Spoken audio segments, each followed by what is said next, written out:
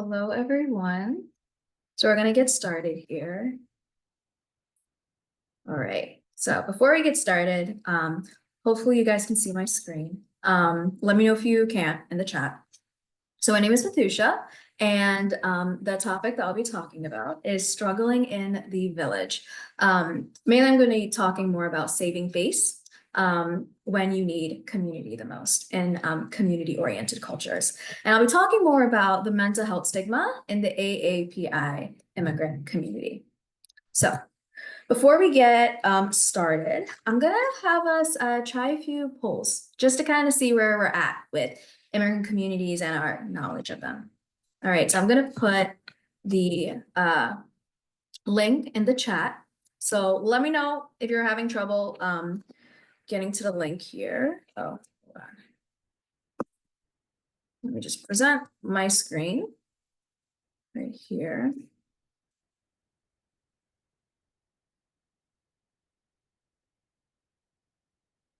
Okay. Casey, if you have a question, let me know. Feel free to put it in the chat so I can read it. Because I can't hear you. Yeah, they're saying that the chat is disabled. Yeah, that's right, because it's a webinar. I'm not sure if they will be able to interact through the Q&A. Not sure if it's possible to put in the link there because the chat is disabled. That's right. Okay, yeah. So actually, if you see my screen right now, the oh my gosh, the link, sorry, hold on. There's a QR code right in the top right corner where you can join the poll. And then there's also I can move the screen here, which I don't know if I can. The link is right there, pollev.com/Vithusha S040. The first question that I have here is, which region makes up the largest cohort of newly arrived immigrants? So I'm just gonna wait till you guys put your answers in the poll here. I'll wait a few seconds, yeah, until I don't see any more responses. All right. Okay. All right. So a lot of people say Asia. Some said Europe. Okay. All right. 10 seconds and then I'll show you the answer.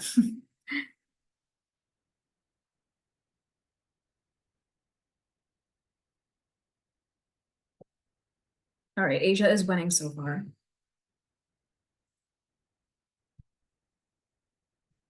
All right. I'm going to show the right answer in 5, 4, 3, 2, 1. Okay, so the right answer is Asia. So for those of you guys who said Asia, amazing job. All right, next question. Oh my goodness. What is the top, hopefully you guys can see that, but what is the top reason that immigrants come to America? Yeah, some of you guys kind of got a freebie right there. Okay, some of you guys didn't. Okay, work, safety. And I can read all of the choices out loud as well. My apologies. So family, diversity, work, school, and safety. Those are our choices.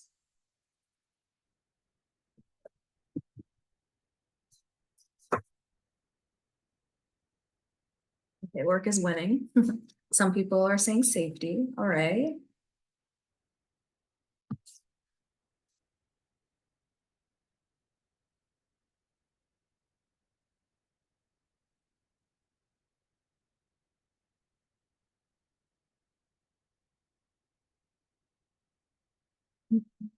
I'm surprised no one's saying family. I feel like that would be a common answer. All right, I'll wait 10 more seconds and then I'll show you the answer.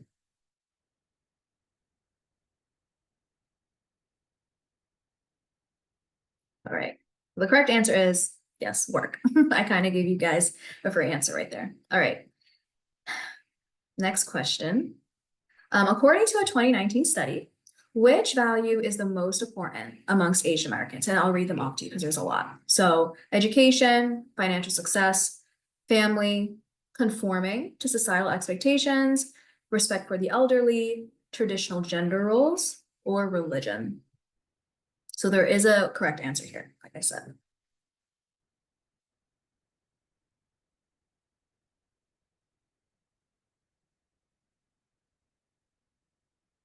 Okay. Education, family are kind of neck and neck. Not really.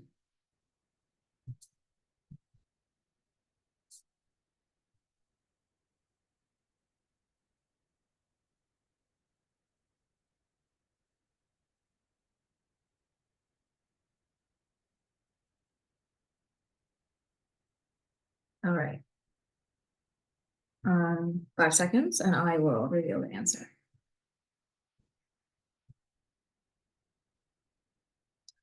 So the correct answer is family. Education would have been my second guess, actually. But family actually is the main value for Asian Americans. All right, question number 4. So this is a fun one. I actually like asking this question. So the Hindi phrase, lo kya kahenge, I don't speak Hindi, so excuse my mispronunciation of that, means what? You're putting us to shame. What are you saying? Always aim high, or what will people say? Yeah. So you're really gonna have to guess with this one if you don't speak Hindi.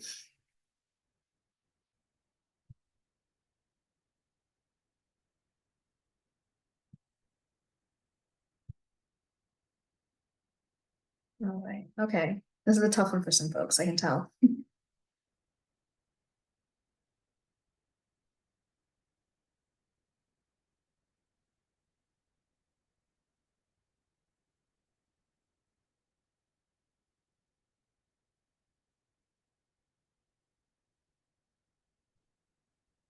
All right. 10 more seconds and I will reveal the answer.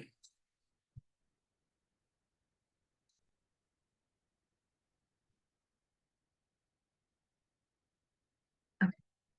So the correct answer is, what would people say? So kudos to those of you guys who got it. I'm especially impressed if you don't speak Hindi and you guessed it well. So, all right. So this is kind of a fun one. So name an Asian language. You have about 30 seconds to get your response in. So try to populate the screen. So you can do as many as you can in 30 seconds, hopefully. I don't see any responses. Oh, okay. Is it not working? Oh, actually, let me reset the timer. Hold on. Now try it. Hopefully, Casey, it works for you.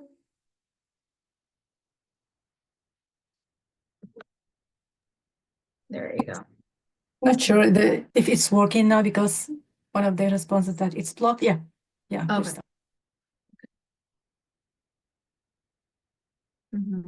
Okay.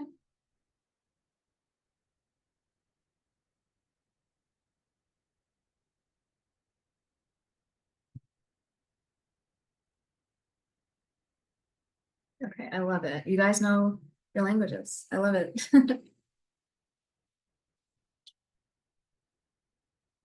All right. Okay. So yeah, you guys guessed a lot. So yeah, Hindi, pretty common, kind of hard to not know it. Burmese, Rohingya, Cantonese, amazing. All right. And there's a bunch more.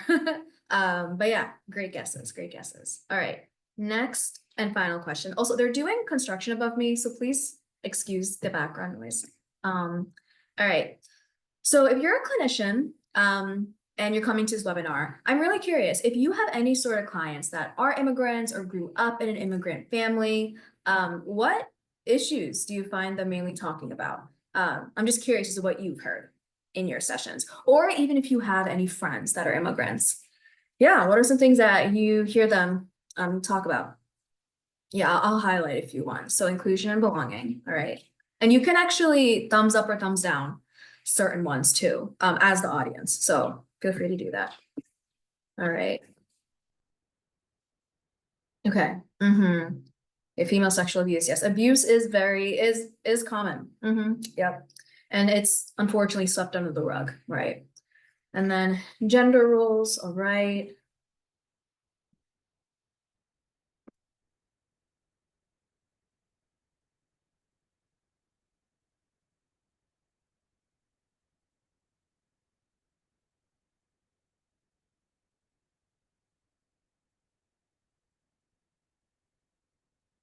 Okay.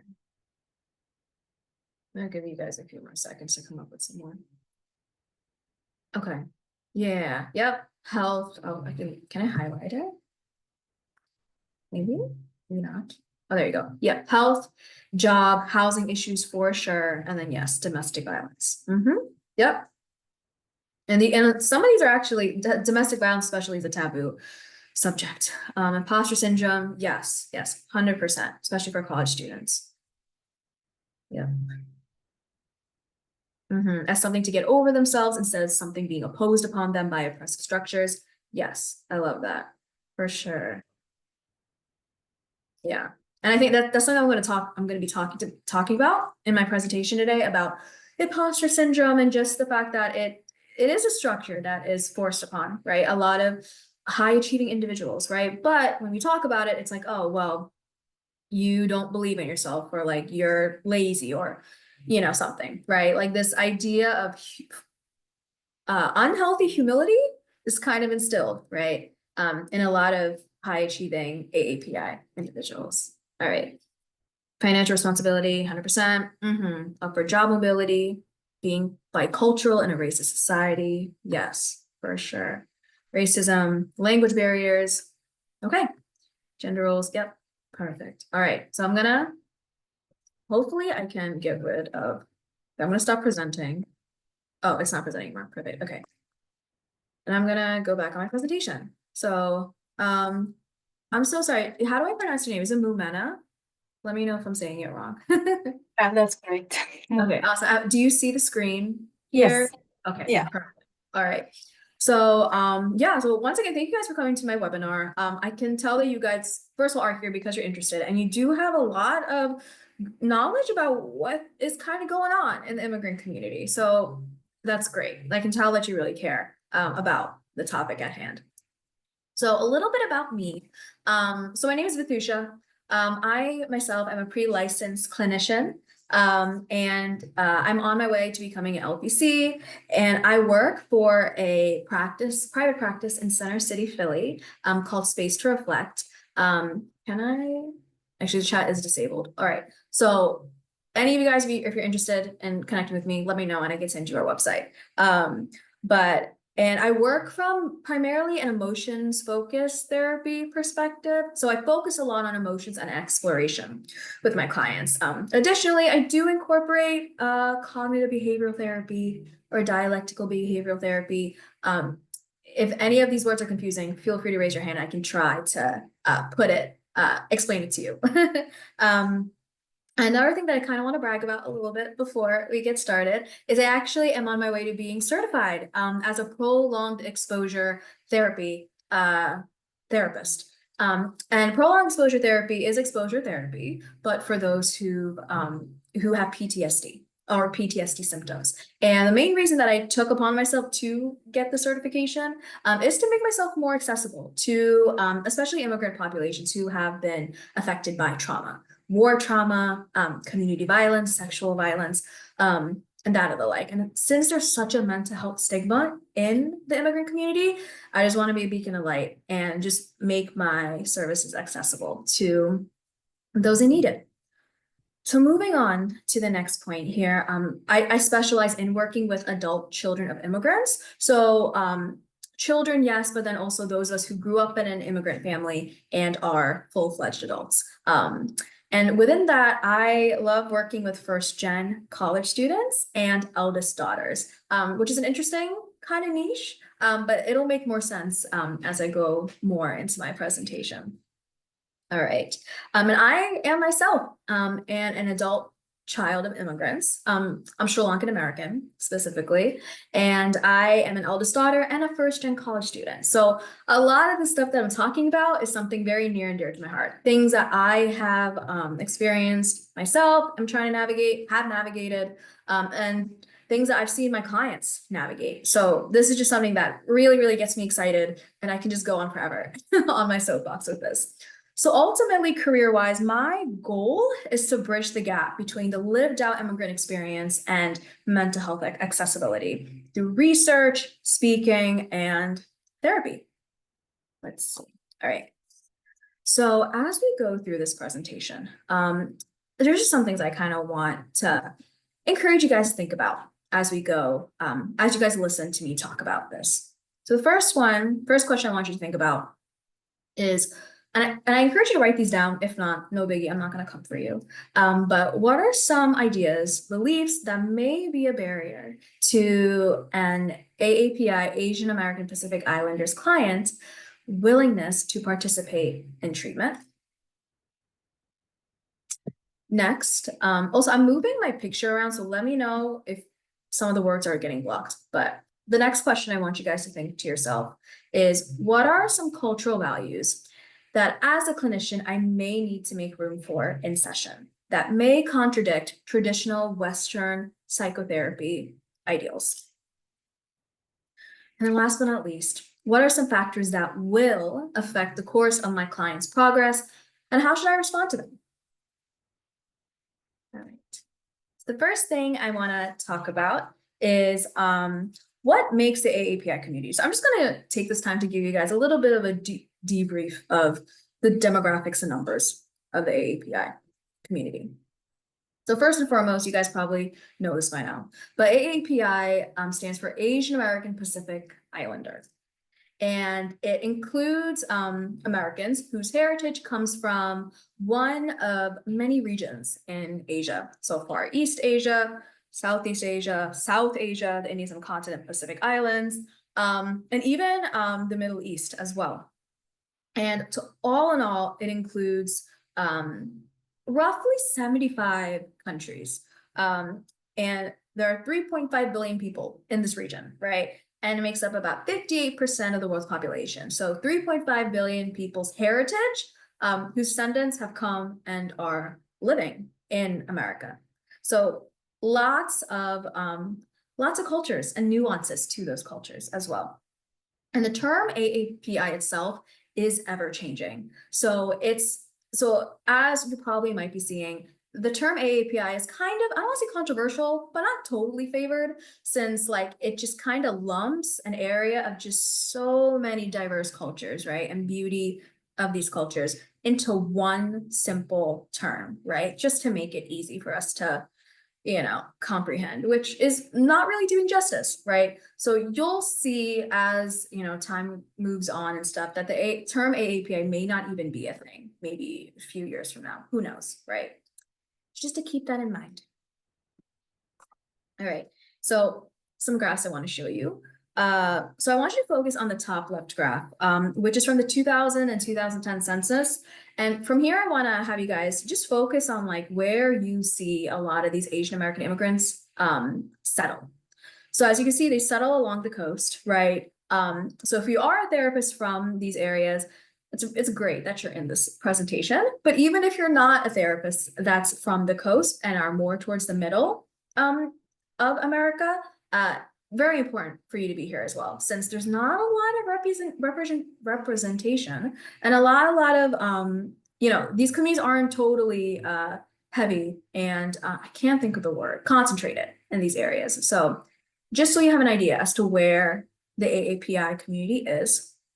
So moving to the next graphic on the screen. So Asian Americans in the US, and you guys probably know this from going to this conference, is the fastest growing ethnic group. More specifically, Chinese immigrants are the largest, while Indians are the fastest right now. And approximately 66% of Asian Americans are foreign born. So pretty significant numbers right there. All right, so I want to go back to one of my first questions that I asked you guys in the polls, as to what is the most common reason, right, that you see immigrants come to America. And work is the #1 reason, followed by school, family, and then safety and diversity aren't actually totally a main reason. They're kind of tied together there. But if we're going to focus in more specific terms, I can only find data for like Chinese and Indian immigrants. But since 2006, for Chinese immigrants specifically, school has been the most the #1 reason to come to America since 2006. When it comes to Indian immigrants, as of 2021, it's been school as well. But if you kind of focus, I don't know if you can see my pointer at all, but it kind of fluctuates between school, family, and work. To kind of keep these things in mind as I go through this presentation as to what values might be pushing these people to come to America, what values might be important to them when it comes to making decisions, right? Such as immigrating to another country. Just keep it in mind. All right. So let's see. Okay, another few issues and just keynotes that I want to highlight here in this presentation that is pretty important, especially when it comes to barriers to therapy, is poverty. So 1 in 10 Asian Americans live in poverty, which and 12.3% live below the 200% poverty line. It's interesting. So I've kind of researched a little bit about this, and while there are a lot of Asian Americans who are in the higher tax bracket there, poverty is still still an issue, right? And because kind of Asian Americans are known to be very affluent and just very successful, quote unquote, due to the minority myth, right? Model minority myth, issues like this kind of go on the wayside, right? So I think it's very important that we're highlighting this in this presentation. The next issue that I want to talk about is the language barrier. So Asian Americans have among the highest language access needs of any racial group. And this is obviously because they're the fastest growing immigrant group as well. And let's see. Yeah, and when looking at Native Hawaiians and Pacific Islanders, yeah, honing in on them, they also have significant language access needs, as 11.8% of them, according to my source here, are 11.8% have limited English proficiency, meaning that they quote unquote speak English less than well. So another thing when it comes to the barriers, right, of seeking help and getting access to therapy. All right, so this is kind of where the fun stuff happens. So I'm curious, and I wish the chat wasn't disabled, otherwise I would ask you, but I don't know if you can say it in the question and answer spot, but I want to ask you guys, what makes the AAPI community culturally? So when you think of Asian Americans, right, what kind of stuff comes to mind for you? Yeah, I don't know if you guys can put your thoughts in, maybe not. It's okay.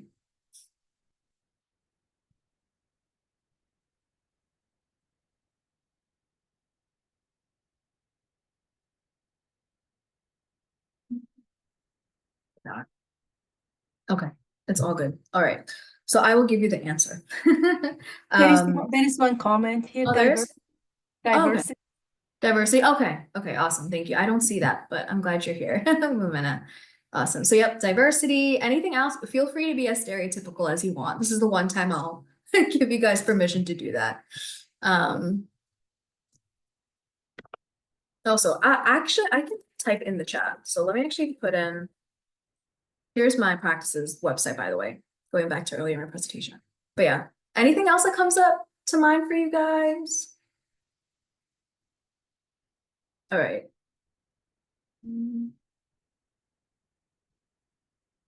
Okay. All right. So I can see you guys are a little bit hesitant on being stereotypical. It's okay. I respect it. No worries. So something that I feel like is so important to talk about is collectivism. So what is collectivism? Collectivism is basically like a type of culture where, and there's two main things to this, right? So one is when a person's identity is embedded as being part of the community. And two, autonomy and self-identity is de-emphasized. So as opposed to individualistic cultures, which are cultures, if you think of more Western cultures, European, American, where it's pretty much the opposite of that, right? When you ask a person of their identity, they are very confident to name an identity, just this is who I am, period, right? It's not really like, okay, I am part of this community or I am this, right? This is just who I am. And also when it comes to autonomy and self-identity, making any sort of choice, they don't feel the pressure to have to make the choice with everyone in their community in mind, right? This is me. When I make decisions, it mainly impacts me. That's my main concern, not really how my family will take it, how my community will take it, et cetera, et cetera, et cetera. So I'll go more into this.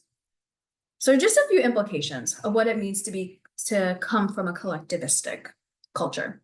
So the main thing is avoidance of conflict to keep community peace.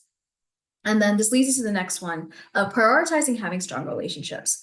So what does that really mean? So whenever a person needs to make a decision or even just how they are, right? Their main priority is making sure that the people around them have a good relationship with them, right? So whenever there's anything like tension or whenever they're disagreeing, but maybe there might be some sort of disagreement on how their family does things. Collectivistic culture doesn't encourage them to really speak up about it. So let's just kind of keep the peace and maintain community harmony or family harmony. Again, if you have any questions, feel free to let me know. Next one, I kind of touched on this a little bit earlier, but decision making is based on the greater good for the community. There was a study done, and I can't find it for the life of me, but there was a study done where they analyzed the decision making process between a person who is European or of individualistic culture versus someone who is Indian, I believe, of a collectivistic culture. And basically, they had to make a decision when they went to a marketplace and had to buy something, right? What they found was for the person who is European American, right? Whenever they made a decision, they just made it very quickly. Like, okay, sure, there were some qualms and some, hesitation, but they just made the decision and was like, all right, this is what I'm going to get. When they analyze how the Indian individual made their decision, it took much longer than their counterpart. So typically what they thought through is, all right, how would my mom like this? Is this something that will help the whole family, right? Is this something that my family would want to have in their home, right? So for a collectivistic person, whenever they make a decision, their opinions is on the wayside. The opinions of others, opinions around them is what takes precedent. I think that's the right word, is what's more important to them. Their opinions and everything, they don't really consult them, right? It's for the greater good of the family. Is what I buy gonna be well received by my family, period. Again, last but not least, there is a really high emphasis on conformity to family and community expectations. So don't try to stick out, right? Just kind of stay, just blend in with us, right? And this is something that I see a lot, especially with my students. So for example, right, you have an AAPI student, that first gen student that's trying to figure out what major they want, right? They, whenever they try to pick a major, what I often see is the fact that they don't really go with what their passion. I mean, sure, their passions are taken into consideration, but something that really drives their decision is, what would my dad think? What would my mom think? What is something that will give my family honor? That would make my family say, all right, like my child is pursuing this. So typically what I hear is, you guys probably know, right? Doctor, lawyer, all those kinds of lucrative careers. And this is because when they make that decision, right, to choose a major, they really do heavily put weight on how their family will receive their decision. So yeah, that's collectivism for you. And the second thing I want to really highlight is the model minority myth, which I kind of touched earlier in our session here. So what is a model minority myth? So the model minority myth is a phenomenon subscribed to the AAPI community where they're pretty much the ideal minority, which is so problematic, right? Even in that phrase. But AAPI folks are just known for their excellent work ethic, prioritizing work and education. So work hard before playing hard, right? And they're just generally good citizens by adhering to the expectations of the privileged community well, right? So you can tell how a little problematic this is. Kind of going more into this. It promotes the idea that AAPI folks naturally possess positive traits, such as intelligence, politeness, strong work ethic, attention to detail, being multi-talented, and being resilient to struggle, which is going to be something I want you guys to put a pin in later on in our presentation.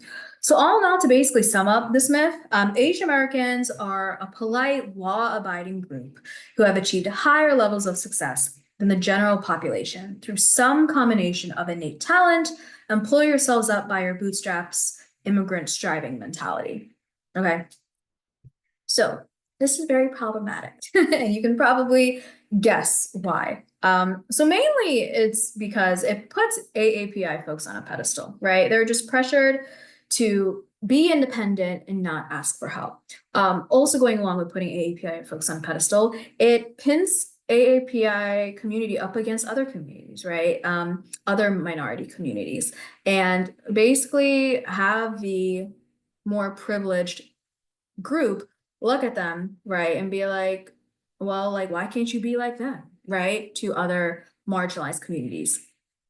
And then and because like AAPI folks are encouraged to be independent and not ask for help, mental illness and shortcomings are blamed on laziness and just mere lack of strength, right? Like, oh, you're struggling, you're not trying hard enough, or you don't feel you feel like you're behind on something. Well, get over it, basically, right? Like I mean, I'm gonna be very blunt here, but like having a lot of white counterparts tell their Asian colleagues, well, like, aren't you Asian? Like, you should be good at this. This is part of your, you're Asian. Like, how can you not be good at math, right? Just really just certain comments like that, right?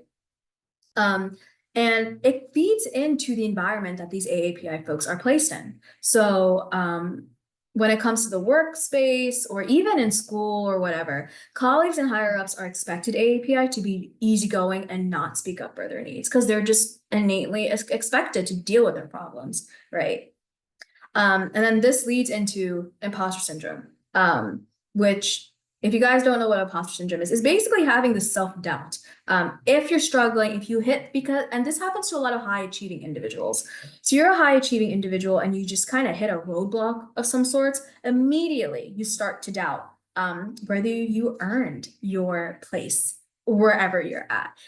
You start questioning your strengths, your talents, and really, really start to maximize on your flaws and weaknesses. And maybe even just subscribe the fact that you ended up in such a high achieving place due to sheer luck, right? So all of that is lumped with imposter syndrome. Yeah, so these are some of the many negative impacts of the model minority myth. Let me see, let me look at my notes here. Yeah. All right. So taking collectivism and the model minority myth into context. Again, I wish the chat was enabled, but what would you say are some common values in AAPI culture? Kind of taking everything into what we talked about, right? Like, yeah, what would you think? What do you think Asian Americans value? I'll look in the question and answer box.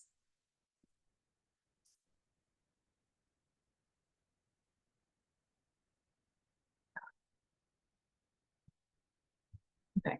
So I'll put some of them up. So this is by no means an exhaustive list. So a few, and I'll read through each of the bullet points. The first one is social harmony, right? Given everything we talked about, peacekeeping, community, family, strong relationships, independence, which is which seems contradicting. But if you go back to what I mentioned earlier about needing to be resilient to struggle, right? So that means not really sharing your struggle with others, right? Independence fits right in, right? So whenever I am struggling, I have to deal with it myself. I can't rely on anybody to help me through this. Loyalty, education, respect for authority, resilience, and reputation. And something I want to just be clear about here is I don't want to label these values as bad. These values are amazing. They're great. They're things that really make the Asian American community what it is. And it's amazing and beautiful. And it's just who we are. However, a lot of these values can kind of can act as barriers to finding and seeking help, right? Independence, right? Needing to feel the feeling the need to conform, right? To making sure that we're not calling out injustice, right? Just so we can keep social harmony, right? So these values are great, but then, they're not everything. We can definitely take on more values, especially as we kind of unlearn, right? Some of these beliefs that we're taught in our community. All right, so this brings me to the main topic of our presentation, saving face. So according to the Cambridge Dictionary, saving face is basically keeping people's respect for you and avoiding embarrassment at all costs. It's derived from the Chinese word mianqi, which I did not say that right, which means face. And you can kind of see saving face as pride, ego, dignity, reputation. So it can also be seen as a lack of vulnerability, right? So if we kind of go back to our previous slide of independence, whenever something happens, whenever we're struggling, we can't show others about how vulnerable we are. We can't show others our flaws and our weaknesses because we have to we have to put on this face, this facade that we have it all together, right? That we are succeeding as a family, as a community, et cetera, et cetera, et cetera. So losing face basically means to lose one's respect in the community. And that is something that collectivistic cultures really, really discourage.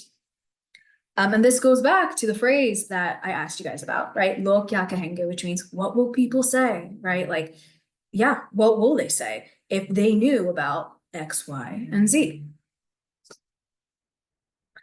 All right, so again, I'm gonna try this one more time. So I want to try a mini game a little bit. It's not gonna be super, super long, but I want you guys to do, so instead of talking about it, I'd rather have test you guys on it. So what I want to do is I'm going to show you two statements on the screen, okay? And I want you guys to choose which statement adheres with the concept of saving face. All right. Yeah. So let's start and hopefully it goes according to plan. If not, all right, no worries. So which statement adheres with saving face? The first one, I'm planning to pursue pre-med. I've always been passionate about helping others.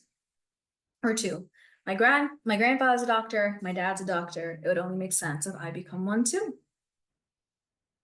Okay, so what would you think is here's a saving face? Can I actually put a poll?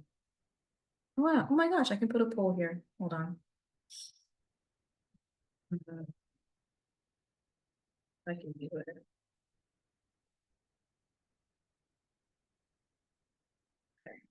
I'm testing this right now as we go. So Answers, here's two people answered B, statement B. okay. All right. Cool. Awesome. B. All right. Thank you. Okay. Yep. Correct. Yes, B is the right answer. And I'll explain more as to why afterwards. All right. Second question. Which of these statements? A, I want to celebrate our anniversary on our own, but his mom made dinner so we could celebrate with them. Or B, I want to celebrate our anniversary, but I'm too swamped with work.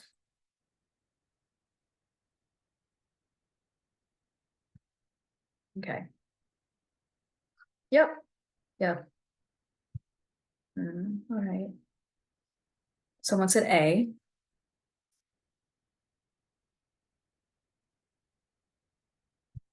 Okay, someone said B.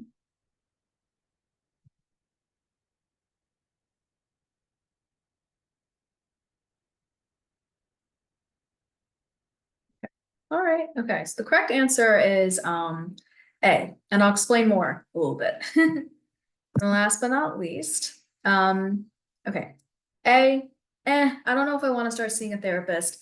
I haven't reached that point yet. Or B, I don't know if I want to start seeing a therapist. I feel like I should learn how to deal with the stress on my own before relying on someone for help. Oh, this isn't a hard one. Okay. All right. It seems like you guys are getting the hang of this. Very proud of you guys. All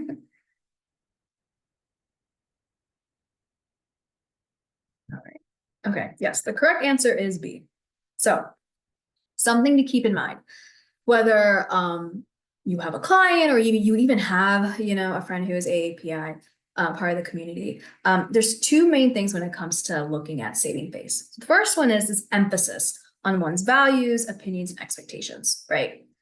So in this example, it wasn't totally clear, but this is something that I hear a lot in my couples, right? Whenever my couples come in and they want to just celebrate their anniversary together, sometimes their family kind of sets things up in a way and just really, really, really encourages them, wink, wink, to join for dinner, right? Without really giving them the choice of like, you don't have to come, right? But it's like, well, I made dinner, so you're expected to come, right? What will people say if I made dinner and no one saw you come, right? It would be horrible, right?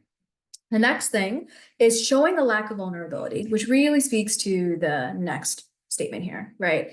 Just learning how to deal with all my struggles alone before relying on someone for help, right? So yeah, if you have any questions, feel free to let me know and I can explain further. All right. So how does this affect the family system? How does saving face affect this family system? So there's three things I want to highlight. First is an enmeshment, parentification, which is eldest child syndrome, and then creating the scapegoat child. And I'll go more and more into each of these. So the first one is enmeshment. So this is pretty much where your identity is enmeshed with that of your parents. Basically parents rely on their children for emotional support. Let's see. Yeah. And then, so this can kind of look like, whenever there's some sort of struggle that the family's going through, financial struggle or whatever.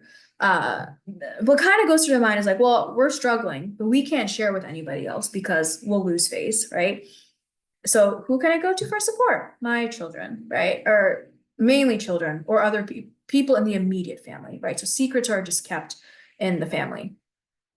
This can also kind of look like having to mediate whenever family members fight, right? Because the family might not want to see a therapist because why would we have a third person come in, right? So how can I have my child make sure my point is going across right to my partner?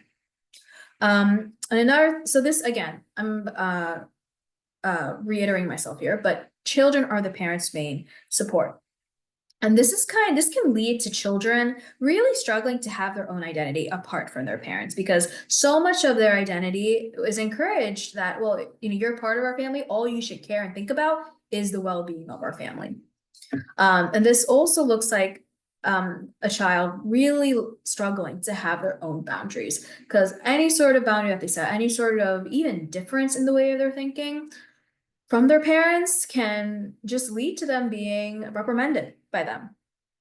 And this brings me to my last point here. The family's honor is dependent on the children. Whatever decision you make, whatever career you choose, even whatever friends you decide to have, right? Make sure it represents your family well. So in other words, whatever you do is going to affect how people view me as a parent. So you better not mess up. Basically, that encompasses enmeshment as a whole. Okay, next one is parentification. So parentification is pretty much what you think it is. So it's basically the child taking on roles that a parent would take on. And this is very common amongst my clients who are eldest daughters, especially since, well, one, if you're the eldest, but two, if you are a daughter, because you, as a daughter, collectivistic culture really encourages women to be in the background, right? Like women are known as a caretaker. So if there's some sort of fight, we're expected to basically bring back harmony into our family without really thinking about how it'll affect us, right? How stressed we are, or how anxious we can get. So this can look like a bunch of things. So this is just not an exhaustive list at all, but things that I've heard from my clients, things that I've done myself for my parents is translating documents, getting involved in finances, being a third parent to siblings, being the family therapist. Yeah, just the list can go on and on and on. Being the navigator for like a family trip. There's just so much, right? And then this has, as I said, can have really detrimental impacts on the child.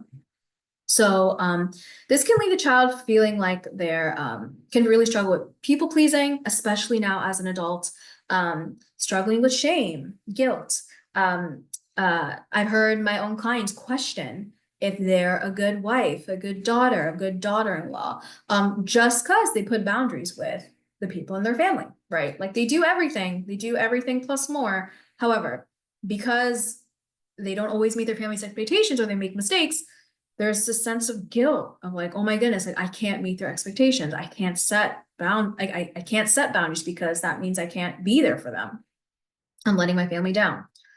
It can also lead to anger, resentment within their interpersonal relationships. So just knowing that your boundaries are being crossed and just feeling really a lot of resentment towards your loved ones, but not really knowing why.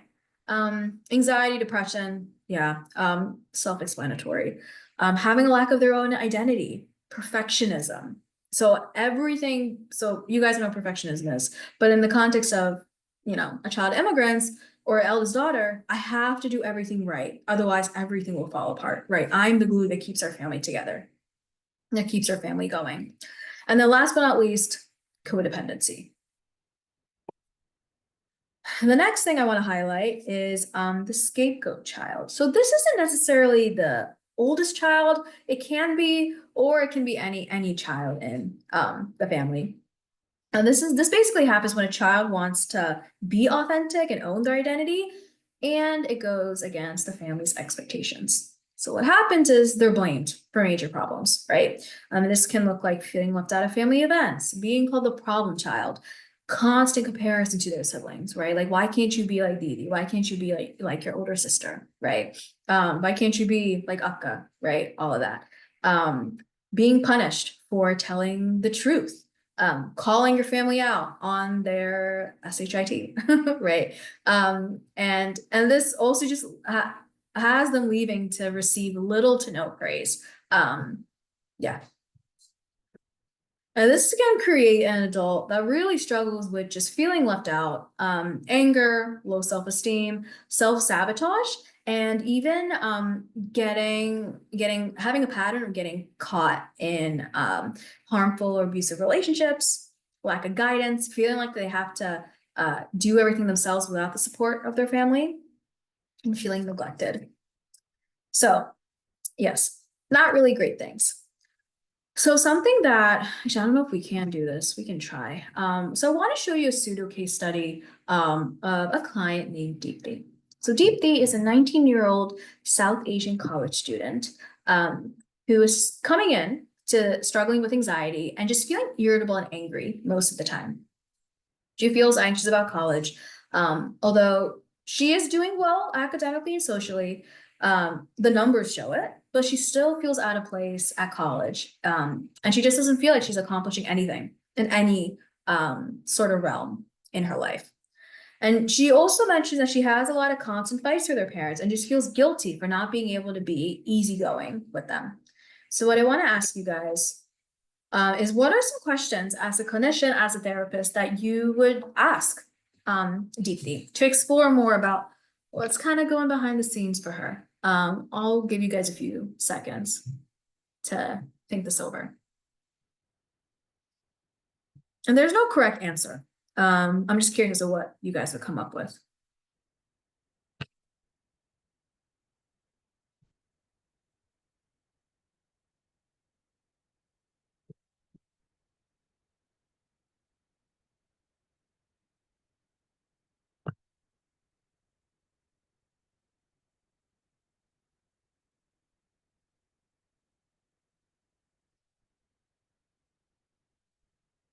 So many answers. Oh my goodness. All right. Okay. No worries. So just a few, we'll move on. Oh, someone said an answer. All right. Okay. All right, Nina. Yeah. Family expectations. Like, what are the expectations in your family? And then, yes, any underlying health problems for sure. Yes, definitely rule that out of the way.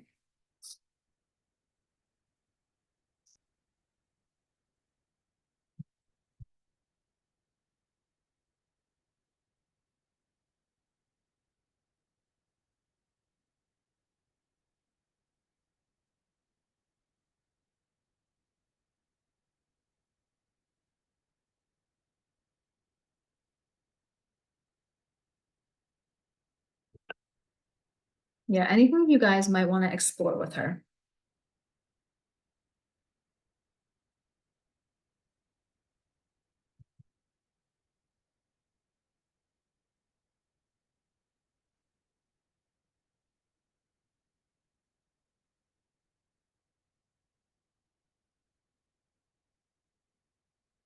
Okay. No worries. All right. So I'll give you guys a few to start off. So let's just first start off of like, well, what are our goals here, right? Like, how can we unlearn saving base?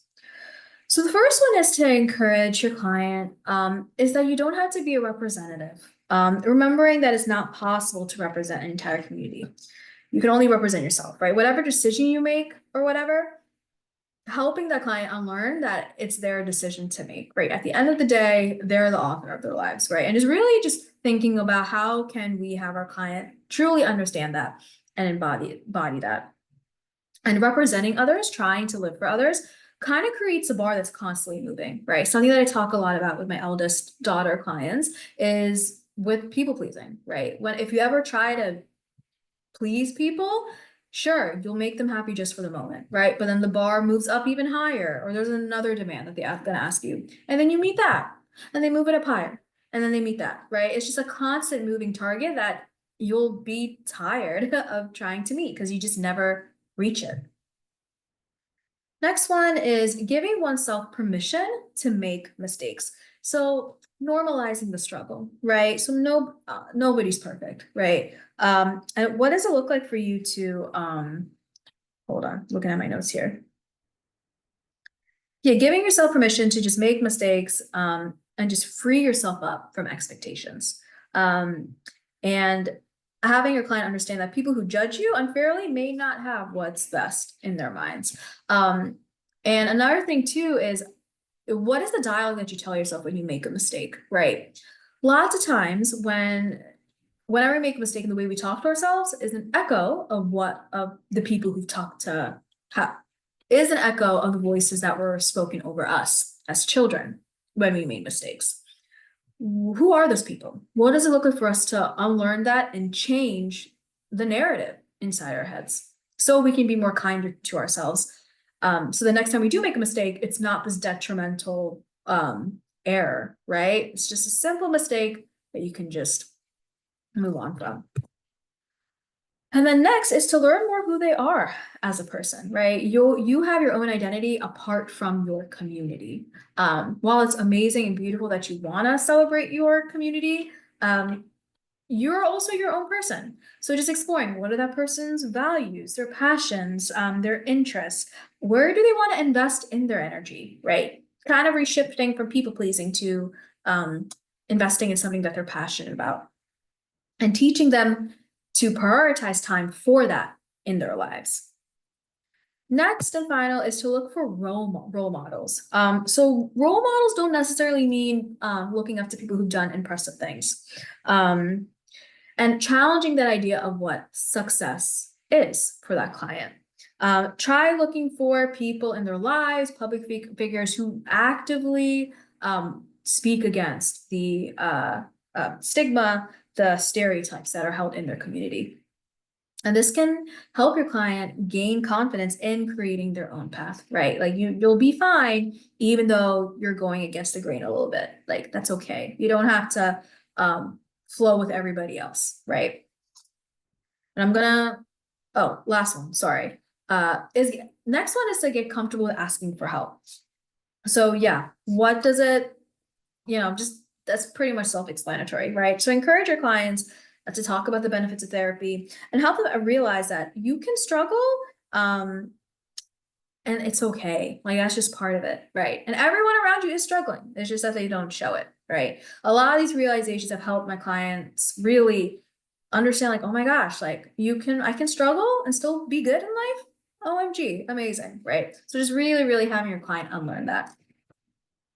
So a few questions to keep in mind to kind of close out our session. So if I were, well, okay, before I get into that, if I were to like, I don't know, encompass this entire phenomena, right, of the model minority myth, or just even the struggles that my clients face, right, of being part of a collectivistic community versus what they want, right, that tension that's there is due to a tension of them basically asking themselves, what is the way for me to honor my parents or honor my family while being able to be my authentic self? Can those two exist at the same time? Do I have to choose one or the other? And what I would say, it's a balance. I would say it's not easy to have a 50-50 balance of it. However, every client's idea of it is going to change. Some of your clients who are Asian might want to just live a life where all they do is just prioritize themselves, right? And not want to feel guilty for disappointing their parents. Some clients kind of want to make choices for themselves, but also make sure their parents are still there, right? Still have their support. It looks different for every client. And I really encourage you, if you're a clinician, is to kind of figure that out. Like, well, what does this balance look like? Few questions to ask to kind of get the ball rolling here is, what does honoring your parents look like? Like, what do you think looks like honoring them? What does it look like to respect your parents? Next is, how much conflict can you handle between you and your family? Yeah, so if you were to make a decision or a choice for yourself, are you ready to deal with the backlash? Are you ready to deal with your parents being very openly disappointed with you? I don't know. And then what choices have you made for yourself that you're proud of, even though they may not be what your parents had wanted? So the reason I ask this question is to have my clients know that they made decisions for themselves, right? And they survived, right? They can continue to do so. You can still make decisions for yourself, even though the people around you can be disappointed in you. You'll be totally fine, right? Another thing to keep in mind with your clients is or the people in your life, is exploring your values, not only of theirs, but of their family and community. So there's a worksheet that I found on a website called Values Exploration. And I really love how it breaks down the values of your mom, your dad. It asks you, what values does society emphasize? What values are upheld by someone you respect? What values do you currently hold? And what values would you like to uphold? So maybe there are some values that you don't feel like you have it down yet, right? What are some changes you want to make? Next is exploring what barriers they have to make choices for themselves. So a lot of Western therapy is well, not even Western therapy. I think therapy in general is all about prioritizing yourselves, right? Making the best decision, the best decision for your mental health, right? Just being upfront with your clients about it. Like, okay, well, this is my philosophy, right? What tensions do you have with it? Do you subscribe to this? Why not? And just creating an open, non-judgmental space to talk with your clients and give them the freedom to disagree with some of therapy, and also using that to provide psychoeducation, you know. Next is, what are the pros and cons of prioritizing your mental health? What are some backlashes you may see? And then how can we make sure that choices you make for yourself are safe to do so with your family and living situation? Sometimes I have clients who live with their family and it's not a totally emotionally safe environment. So what can I do or maybe they go on vacation, right? What can I do to have my clients make choices, be able to feel like they have their lives for themselves, while doing it in a place that maybe they're not making, so they don't have to go into conflict with their parents, right? What does that look like? Then finally, what are some changes that may need to be put on hold until they're independent? Sometimes your clients are totally on board. They're like, yeah, I want to live my life for myself, but I can't because I live with my parents. I don't want to piss them off. So what are some things we kind of have to maybe shift around, right? When it comes to treatment, when it comes to progress, until, you know, we get to a place where we can safely practice the new things, right? The I learn in therapy. I don't know. And some clients may not even have a problem with that, but some clients do. And what can we do as a clinician? How can we address it and make room for it in our sessions? And then I think, is this the last one? Yes, it is. Okay. The last one is to normalize the struggle. Few questions again is how can we reframe our inner dialogue when we make a mistake? So this is something I talked about earlier, right? The way you talk to yourself, was that, did your parents talk to you like that? What can you do to be more kinder to yourself whenever something doesn't go your way? And yeah, that leads to my next point. How were our mistakes responded to by the elders around us?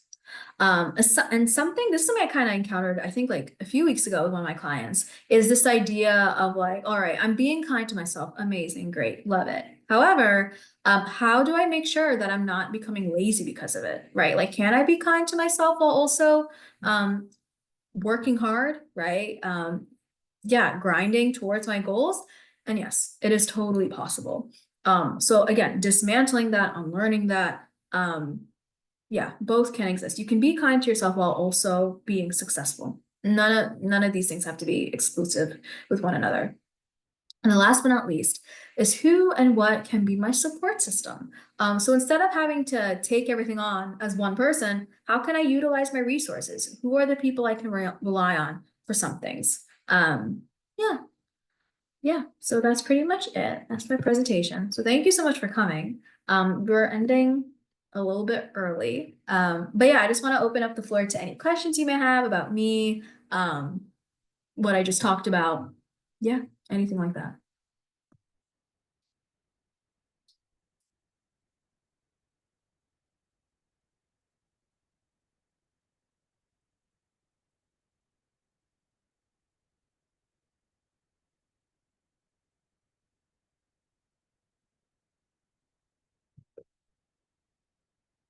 Yeah, I'll wait maybe a minute and then we can kind of end things here.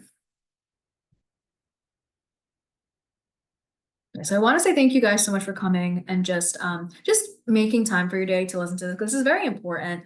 And I think this is like something that there's not for me, I feel like people talk about it all the time for me. But when I talk with some of my friends who are in AAPI, a lot of these things are new to them. So I just appreciate you guys who are in AAPI specifically to just taking your time and listening.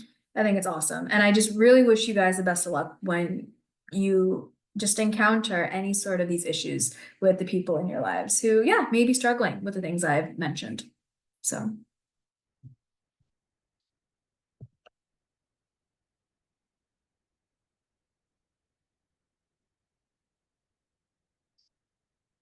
Okay, how long should I wait, Mumena? Can I just like wait until 35 or just end now?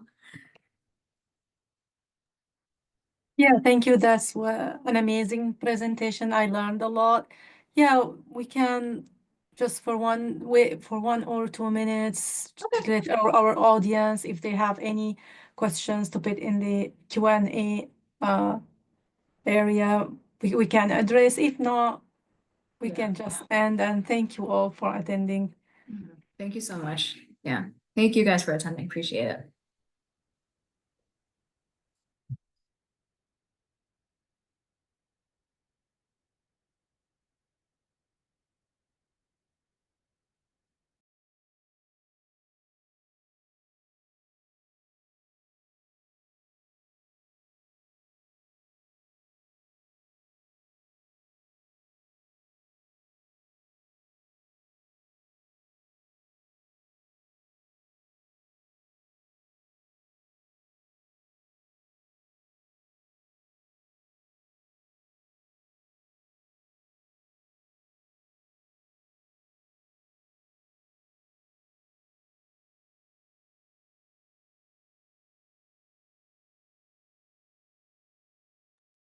And if you guys want any resources at all, I can put my email in the chat. Hopefully you guys have access to that. If not, I'm sure if you contact someone from who is hosting the conference, they can share my information with you.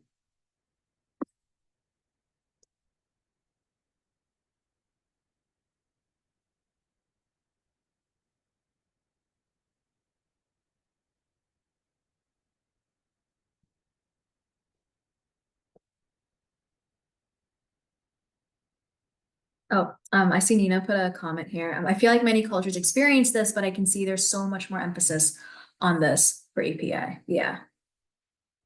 Yeah, for sure. Yeah, and I think that's the thing. I feel like a lot of these things are, enmeshment and stuff are things that every family can be prone to, right? No matter what walk of life you're from. But I think it looks very different from for each culture, right? So, yeah. So yeah, I feel like it's different to make room for any narrative and nuance. So for sure. Thank you, Nina, for that observation. Thank you, Eva. Appreciate it. I worked really hard on it, so I'm glad you enjoyed it.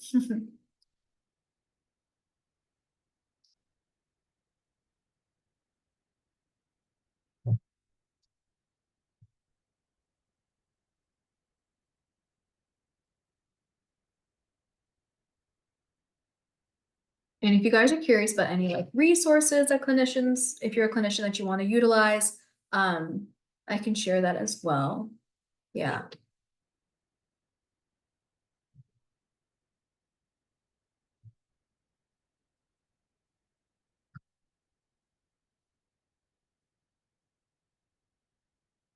Okay. All right. I think I'll call it Mumena, if that's okay. Awesome. Okay. Well, thank you so much, guys. Thank you, Mumena, for helping me. Appreciate it.